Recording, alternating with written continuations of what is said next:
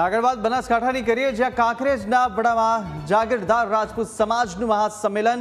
કાંકરેજ અને ઓગળ તાલુકાના 7 વિભાગના લોકો એકત્રિત થયા. આ તરફ અલગ અલગ 15 જેટલા મુદ્દાઓ સાથે બંધારણ નવું બની રહ્યું છે. 15 જેટલા મુદ્દાઓ સમાજના હિતમાં નિર્ણયો લેવામાં આવ્યા. કાંકરેજ ખાતે જ્યાં આગળ આ મહાસંમેલન છે, સમાજમાં લગ્ન મરણ પ્રસંગે થતા ખોટા ખર્ચા અટકાવવા પર પણ ભાર મૂકવામાં આવ્યો છે. તો આ તરફ સમાજમાં ચાલતા જેટલા પણ કુરિવાજો છે એ બંધ કરવા માટે સમાજ જ્યાં એક તાંતણે આવશે અને સમાજમાં વ્યાપેલા કુરિવાજોને તિલાંજલિ આપવા માટે પણ નિર્ણય કરવામાં આવ્યો છે. એટલે કે હવે જે જાગીરદાર રાજપૂત સમાજ છે તેનું મહાસંમેલન યોજાઈ રહ્યું છે કાંકરેજમાં, અને તેની અંદર જે નવું બંધારણ છે, અનેક નવા નિર્ણયો કરવામાં આવ્યા છે, અનેક એવા સુધારણા કરવામાં આવ્યા છે, અને તેને જ લઈ અને હવે આ મહાસંમેલન કરવામાં આવ્યું છે.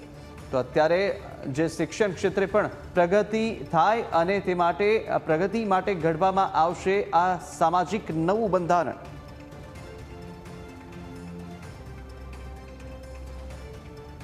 અને આ તરફ કયા કયા મુદ્દા આમાં લેવામાં આવ્યા છે તેના પર પણ નજર કરી લઈએ. વાત કરીએ જ્યાં જાગીરદાર રાજપૂત સમાજનું આ બંધારણ, જેમાં સગાઈમાં 1 દાગીનો, સાડી, શ્રીફળ અને આ તરફ પહેરામણી 2100 રૂપિયા લેવી અને આપવી, આ પ્રકારનો નિર્ણય. તો સાથે સાથે આગળ વાત કરીએ કે જ્યાં આગળ આ સગાઈની અંદર મર્યાદિત સંખ્યામાં જવું, એટલે કે વધુ લોકોને આમંત્રિત ન કરવા, મર્યાદિત લોકો માટે એ પ્રસંગનું આયોજન થાય. લગ્ન પ્રસંગમાં પણ જુગાર રમવું નહીં અને રમવા પણ નહીં દેવો. જે પ્રથા હતી જુગાર રમવા માટે એકત્રિત થવાને, તે તમામ જે કુરિવાજો છે અને જેટલા પણ દૂષણો છે સમાજમાંથી દૂર કરવા માટે એક નવું બંધારણ તૈયાર કરવામાં આવ્યું. લગ્નમાં વરરાજાને 1 જ વીંટી, ઘડિયાળ, સાફો, સેલું અને 1 જોડી કપડાં આપવા, તેવો પણ નિર્ણય લેવામાં આવ્યો છે. આ નવા બંધારણની રચના કરવામાં આવી રહી છે. સાથે રોકડ ચાંદલામાં ₹1100 લેવા અને આપવા, 1100 થી વધુ નહીં, 1100 જેટલા જ રાખવા, તેવું પણ આ નિર્ણય છે આ નવા બંધારણની અંદર કરવામાં આવી રહ્યું છે. અને મોરવીને 1 જોડી કપડાં અથવા તો રોકડ રકમ આપવી, તેવું પણ આ નિર્ણય છે તે કરવામાં આવ્યો. વધુ પડતો ખર્ચ લગ્નમાં થતો હોય, પ્રસંગોની અંદર થતો હોય, તેની પર સંપૂર્ણપણે કાપ મૂકવા માટે કહેવામાં આવી રહ્યું છે. ચોરીમાં પણ જે આ તરફ 2 વ્યક્તિઓ એ હાજર રહેવું ચોરી દરમિયાન, તેવું પણ કહ્યું છે. અને તેનાથી વધારે નહીં, 11 જોડી કપડાં લેવા અથવા આપવા, વ્યવહાર આ રીતે કરવાનો, તેવું પણ કહેવામાં આવ્યું છે. તો સાથે સાથે કલાકારો, ડીજે તથા બેન્ડ લાવવું નહીં, એ પણ તેની અંદર જે રૂપિયાના જે ખર્ચા છે તેની અંદર કાપ મૂકવાનો એક નિર્ણય કરવામાં આવ્યો. અને હલ્દી પ્રથા બંધ કરવા માટે પણ આ બંધારણની અંદર કહેવામાં આવ્યું છે. સાથે જ વરઘોડામાં પણ જે ગોળ પ્રથા છે તે સદંતર બંધ કરી દેવા માટે પણ સમાજના આગેવાનો દ્વારા નિર્ણય કરવામાં આવ્યો છે.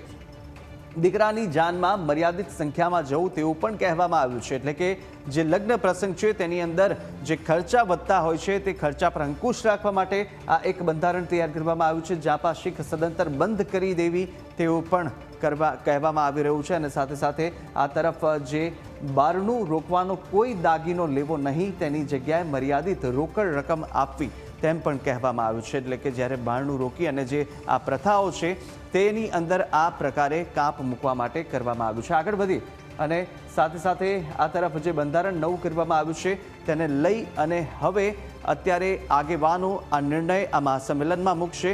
અને આખરે મોલ લાગવાની છે. મરણ પ્રસંગ હોય તે દરમિયાન રિવાજોમાં બદલાવ આવી ચૂક્યો છે ને મરણ પ્રસંગ દરમિયાન ભાતી લેવી નહીં અને કે આપવી પણ નહીં, તેવું પણ આ નિર્ણય છે તે આગેવાનો દ્વારા સમાજમાં એકત્રિત થઈ અને નક્કી કરવામાં આવ્યા. અને સાથે 12 તેરસ લેવી કે પછી આપવી નહીં, તેવું પણ આ મરણ પ્રસંગ દરમિયાન કહેવામાં આવ્યું છે અને આ નિર્ણય પણ લેવામાં આવ્યો છે. આગળ વાત કરીએ જ્યાં આવતા મહિનાનો ને ભાડા આપવા કે પછી લેવા નહીં, એટલે જેટલા પણ આવતા મહેમાનો છે તેમને પાસે ભાડા આપવાના નહીં, લેવાના નહીં, તેવું પણ કહેવામાં આવ્યું. અસ્થિ વિસર્જન માટે ફક્ત કુટુંબના સભ્યોએ જવું, વધારે લોકોને લઈને ન જવું, તેવું પણ આ નિર્ણય છે કહેવામાં આવ્યો છે. આ તમામ જે ખર્ચાઓ વધતા હોય છે તે ખર્ચાઓને કાપ કરવા માટે આ જે બંધારણ છે તેની અંદર જુદા જુદા નિર્ણયો લેવામાં આવ્યા. સાડી આપવી નહીં, ફક્ત ₹20 કે 50 આપવા, તેવું પણ કહેવામાં આવ્યું છે. એટલે કે દેખાડો કરવા માટે ખોટા ખર્ચા ન કરવા અને સાથે જ આગળ વધીએ જ્યાં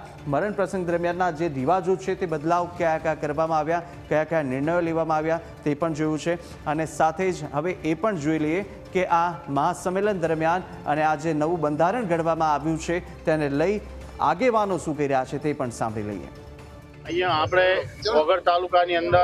વોગડ તાલુકાની અંદર જાગીરદાર સમાજ રાજપૂત ને અહીંયા બંધારણ વિશે અને શૈક્ષણિક રીતે જે આપણે અહીંયા મહાસંમેલન જ્યારે રાખવામાં વડા મુકામે આવ્યું છે ત્યારે સૌ અમારે આખા ગુજરાતથી જે સમાજના ભાઈઓ જે પધારેલા છે એમને સાથે લઈ અને ચાલવાનું છે અને જે વધારાના ખર્ચા માટે જે આપણે આયોજન રાખેલું છે જે મહાસંમેલન એમાં સૌ બધાની રીતે પોતપોતાની જવાબદારી એમને સંભાળી છે। દરેક આગેવાનો મિત્રોને યુવાનોને એમને શૈક્ષણિક આગળ વધારેમાં વધારે આગળ વધે અને વધારાના ખર્ચા પણ બંધ થાય, જે સમાજના નિયમો જે કરવામાં આવ્યા છે તેમનું સૌ પાલન કરશે સમાજ। રાજપૂત સમાજનું એમ કે આ બંધારણ થાય એમાં કોકરેજ તાલુકામાં અને જીવાડા દેકાવાડા બધાએ 7 પરગણામાં આ બધું થાય એ સારું છે। અમારા કુરિવાજો દૂર કરવા છે અને બધું આ વ્યસન મુક્ત કરવાનું છે અને આ સમાજ પ્રત્યે બધું લાગણી છે બધાને, દરબાર સમાજને રાજપૂત સમાજને।